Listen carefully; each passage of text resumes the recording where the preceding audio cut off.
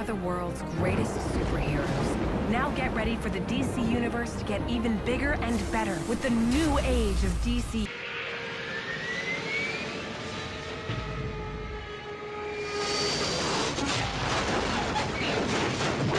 Hello everybody out there in YouTube land, and welcome to DC Fans United. So I've got some news for you guys. Unfortunately, it's not really some good news. So as you've probably already seen, DC's Immortal Men is ending at issue number 6. Now, the reason we actually found out about this is because of our boy Ossie Chris. So you can follow him on Twitter, and he also has a YouTube channel also called Ossie Chris. He seems pretty cool. He always tags me in his videos, so, you know, seems like a nice guy. But anyways, he actually asked the writer of Immortal Men, James Tynion, and he asked him, was Immortal Men canceled or taking a break? Because it's not in DC's October's solicits. So this is the first anyone had heard about it, so it actually broke news. It's on Newsarama here and probably a bunch of other news sites. And so yeah, good for Ossie Chris. But anyway, James Tynion responded, and he said issue number 6 is the last issue of the Immortal Men.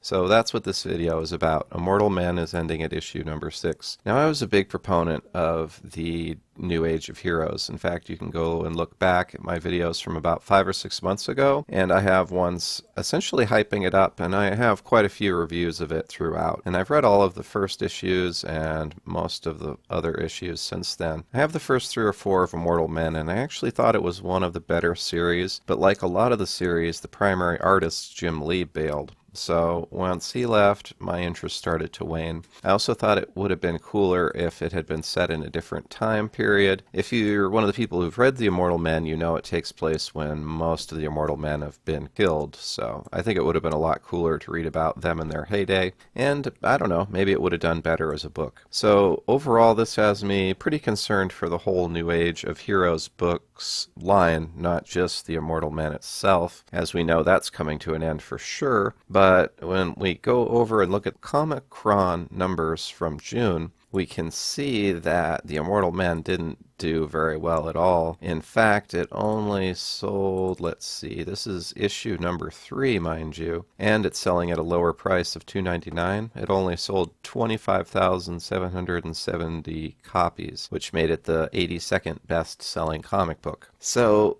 that's another topic we'll have to get into, is the entire comic book industry isn't selling all that well. There were only 8 books that sold over 100,000 issues in June. But even among those, Immortal Men number 3 didn't sell too well. And a lot of the other New Age of Heroes books aren't selling real well.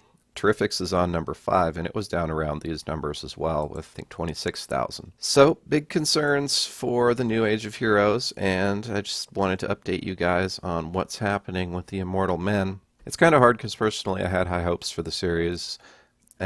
The line, really, the New Age of Heroes line. But for instance, like Damage, I stopped buying it after issue 5 because Tony Daniel left. So I hope some of the series can carry on, particularly the Terrifics, which seems to have the most longevity. But we'll see what happens. Let me know down in the comments what you think. As always, be sure and subscribe if you aren't subscribed. Hit the bell for notifications. And as always, thank you for watching and being a part of DC Fans United. End of line.